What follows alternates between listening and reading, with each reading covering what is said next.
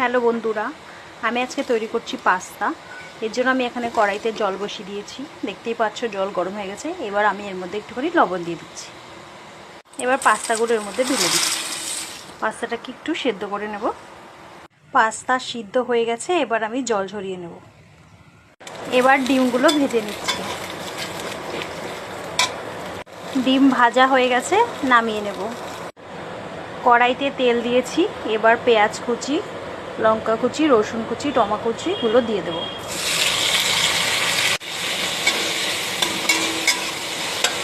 দিয়ে দিচ্ছি অল্প একটু লবণ। লবণটা বুঝেই দিতে হবে, কারণ পাস্তা সিদ্ধ করার সময় আমরা লবণ দিয়েছিলাম।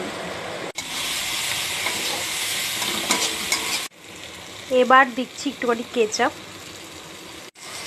সিদ্ধ করে রাখা পাস্তাগুলো দিয়ে দেব।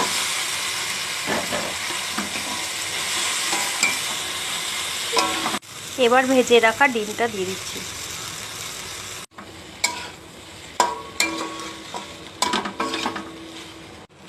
পাস্তা তৈরি হয়ে গেছে, এবার নামিয়ে নেব। ভিডিওটা সম্পূর্ণ দেখার জন্য সবাইকে অনেক অনেক ধন্যবাদ।